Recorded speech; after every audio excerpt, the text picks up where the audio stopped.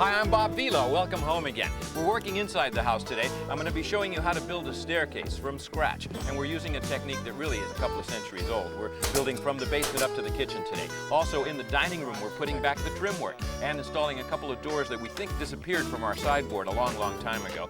And we're doing some plaster patching in the library. And then upstairs, we're beginning the ceramic tile work. Lots to show you. Stick around. It's good to have you home again. Bob Vila's home again. Joining us now is Todd Allen, furniture maker, master staircase builder. And this is looking real good, Todd. What's the piece you're putting down in there? This is a scotia, which is a finished piece that goes between the riser and the tread. And it's a molding. Yes, now, it is. this type of staircase is called a housed staircase, right? That's correct. What define that term? Well, actually, the housed staircase is a let-in staircase into the skirt board, which actually supports the whole structure and makes it one solid structure. So that every piece, every component, tread, riser, and these skirts are structural. That's correct. There is no separate rough construction for the staircase. That's correct, yes. Okay. Nothing for shrinkage. When this stock comes to me, it comes to me about 4%, as opposed to the framing stock, which is at least double that. Right. And that tends to shrink and make for a more sloppy stair, where this stays nice and tight. This is tight, yeah. And of course, squeaking in a staircase usually comes from the changes that occur between the wetter lumber as it dries out and the twisting and the interaction between two sets of wood, really. That's correct. Let's talk a little bit about how you actually make this. I mean, did you do the layout? Actually, I had the architect do the main figuring for me. And on site, I got this good set of plans which the architect Gregory gave me, which gives me the most important piece is the line length, the overall length of the stringer board. The overall length that goes from finished floor here at the basement level to finished floor up to the kitchen level. That's correct. Right. And what is the tread and riser ratio? We have a 9-inch tread to a 7 and 61/64ths, which is nearly 8-inch rise. Okay, so that's a very comfortable staircase, Very isn't it? comfortable, yeah. Let's talk a little bit about how you actually do all of this cutting. I mean, you have to use a router, right? That's correct. I use a template here, which is a template that I take from job to job, and the only thing that really changes is the thickness of tread. Occasionally the rise will change, but it's mostly the thickness of tread that will change, and so I can use the template on just about any stair. And the reason for having the flare in each one of these is so that you can then fit in wedge pieces, right? That's correct. Okay. Well, let's watch you actually go to work on this. Okay.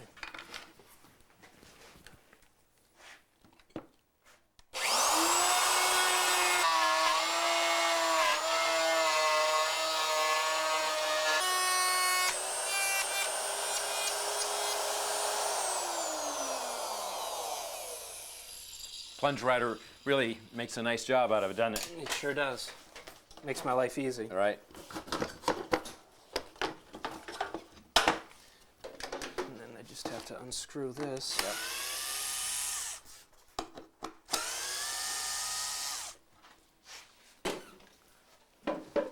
And that's basically the work that gets done to the skirt board. Turning it, I guess it's a combination stringer and skirt board. And then show me how the pieces would fit in there, Todd. Well, what I'd have to do in the normal application is slide it in from the back and up from the bottom.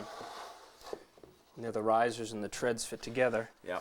And then there's a series of wedges that go in, one for the tread, which go in with glue. They go in with glue. Yeah. And one for the rise. And so that when all of this is crafted together, you get an incredibly tight staircase. That's correct. And Right. all the joints, every joint has glue in it. Right. Okay, well, let's watch you get to work on this one. What's next up here? Well, first I have to put in a tread. Do you need the glue? I have that in my apron already. Okay. But I do need the brad gun. Thank you. And the next step is the glue. Here, why don't you? Yep, there you go.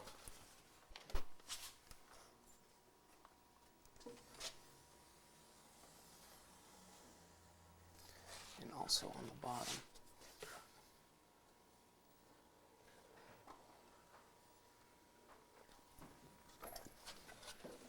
And the risers were made out of poplar, That's correct. which is, again, a good stable wood A nice hardwood. that can take a paint finish.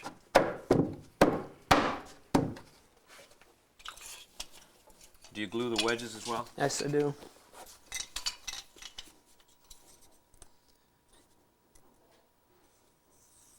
On both sides so that it gets glued not only to the skirt board but to the tread or riser.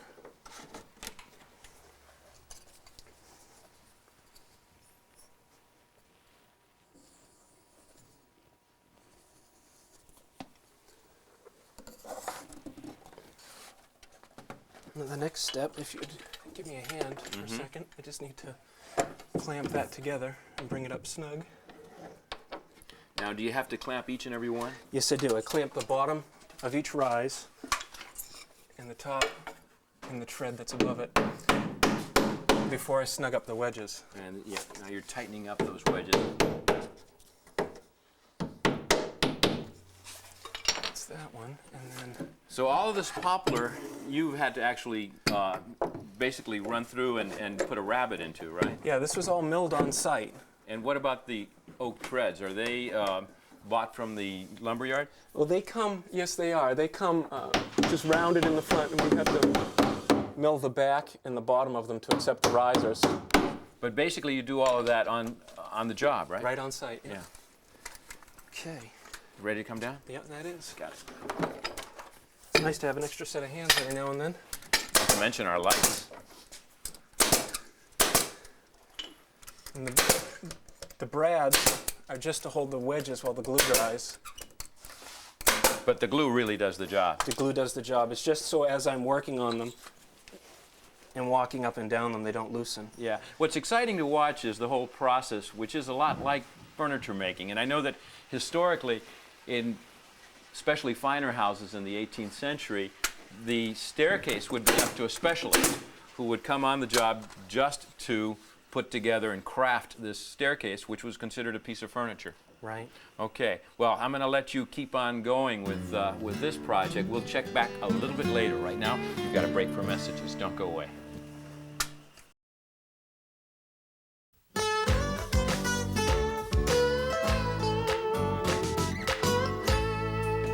Some of the plaster work on the ground floor of the house was in good enough condition that we've salvaged it, and Jordy here is doing some of the patchwork in the library.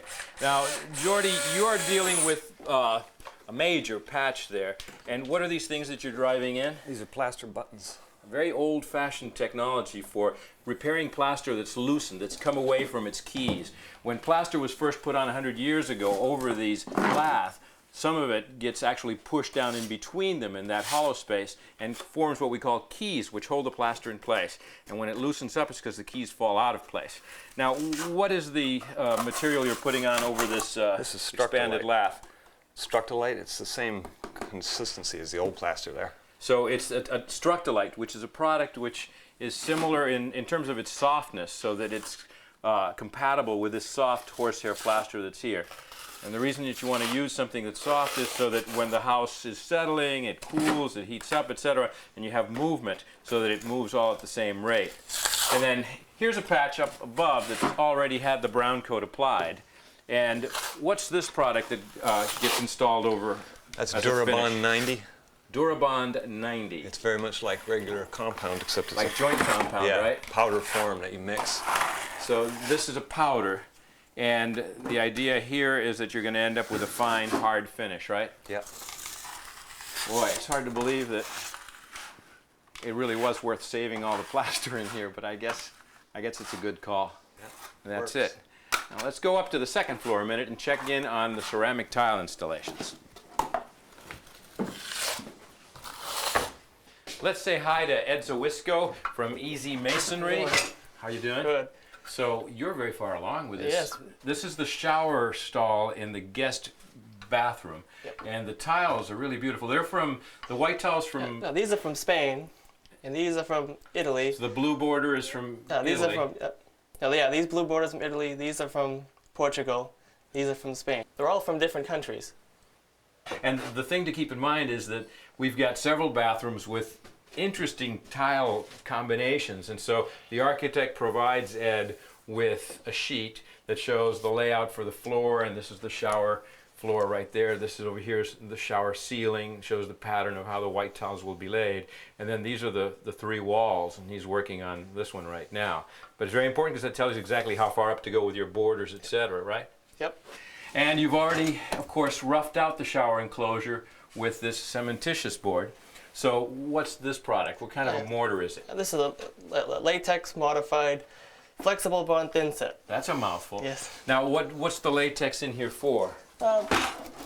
Mostly for adhesion. Yeah. A little bit for waterproofing, and it also helps keep from cracking and leaking. Yeah. So you put it on with, is it a 1/4 inch notch trowel? Yep, 1/4 inch.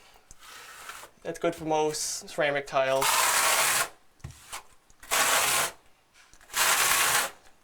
Okay, so you're ready now for one of these little corners, aren't you? Yep.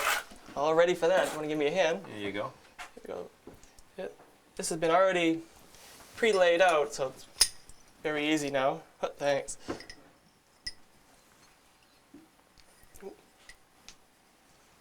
Yep.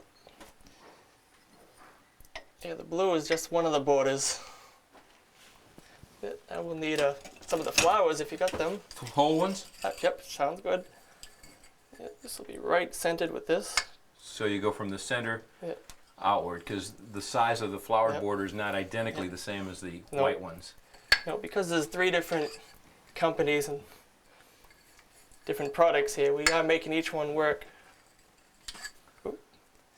Oh, all set there. I think we need some of the cuts if you got them. Okay, here goes a cut. Yep, thanks. Speaking of cuts, Yep. we're going to have to cut out for a couple of messages. Don't go away.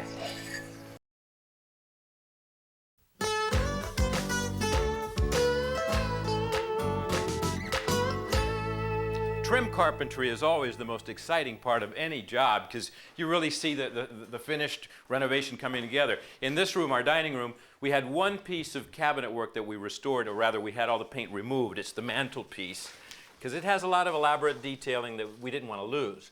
However, all the other moldings in the room were so painted up that you had lost the ability to even see the detailing. This window now has been cased out, and you can see how complicated all these little cuts are. And Bob Ryley over here, if I can interrupt you, you're working on the chair rails, right? Right, we're just getting started on it. And this, again, is a complicated replica of the original molding. You can see all the different cuts there, and of course it's symmetrical. What are you working on? Well, we're gonna cope this corner, and that's what we've already done is put a cross section of this trim at a 45. Well, And that why gives don't us- you just miter joint in a corner like that? Well, if we had two 45s in here, they would want to spread apart when you nailed it.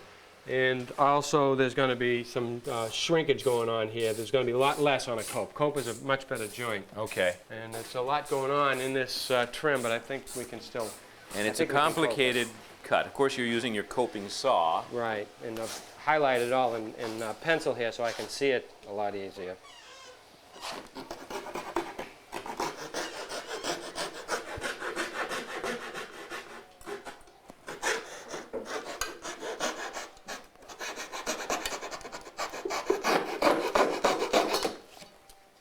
Cut away the excess and then get back into the fine line.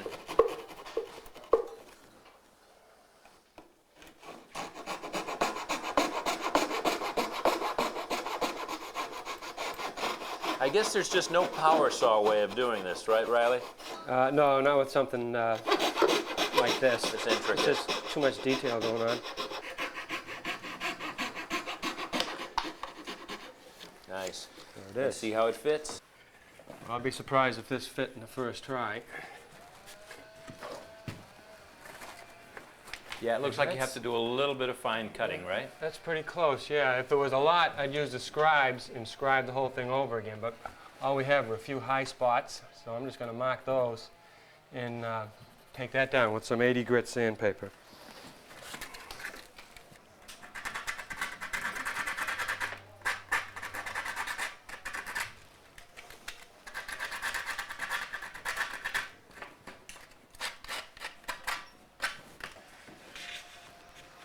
Looks pretty good. Yeah, that's good.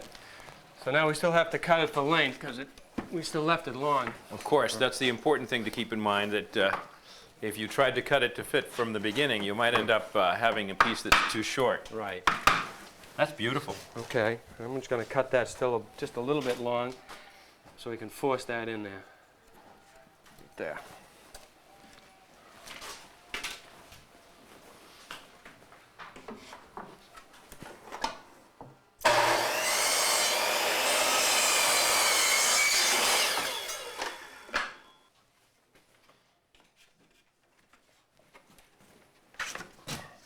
Beautiful fit, Bob. Good.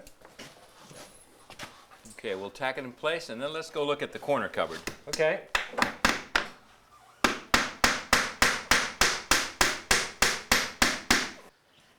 Now, the corner cupboard is one of the original features of the house that is pretty nicely detailed. And one thing we discovered was that there were no doors here when we got the house, but originally there had been a pair of doors. So Greg Rockland, the architect, designed this particular door, taking this square motif from the existing doors from the bottom of the cupboard, which have a very similar, very nicely crafted square, as well as here in the casework, the same thing repeats. And Danny Ruffini has been working on recreating these. Hi, Danny. Hi. You're just finishing up the glazing. Yeah. Now, are you actually putting the glass into the windows with a hot melt glue gun? Yeah. So that works, huh? Yeah. Just to mechanically fasten it. Yeah.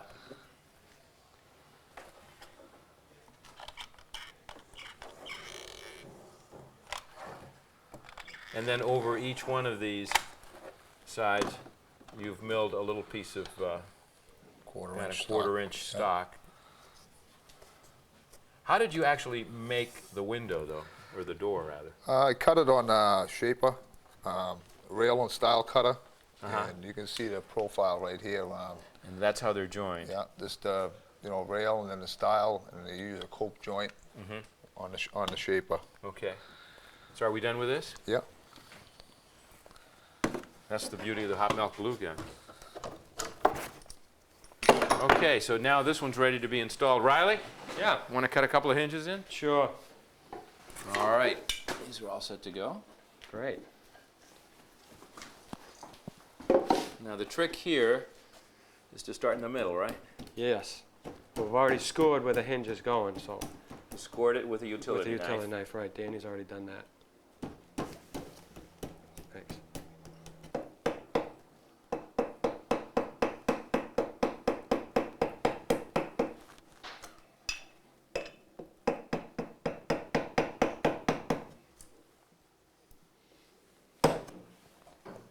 It's a nice fit. Good. Yep. Yeah.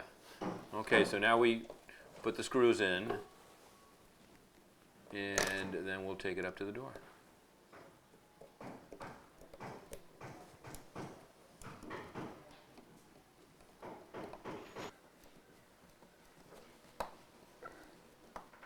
Okay. Okay.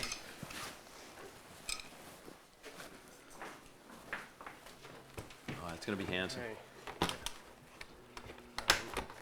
I'm going to get the bottom first.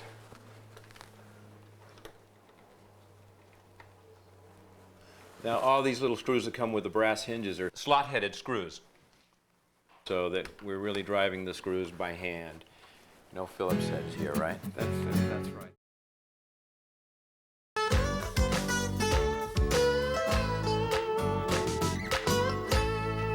Well, Todd Allen has done a fabulous job of crafting this run of stairs up to the kitchen level. He's got one more run to do, but we're out of time. Come home again next week. We're going to be doing some more finished carpentry. In fact, we've plans for creating a paneled entryway between the main hall and the living room, and also a very elaborate wooden cornice around the whole ceiling line of the living room, and a trip to Newport, Rhode Island to visit the Isaac Bell House, one of the finest shingle-style houses anywhere. Till then, I'm Bob Vila. It's good to have you home again.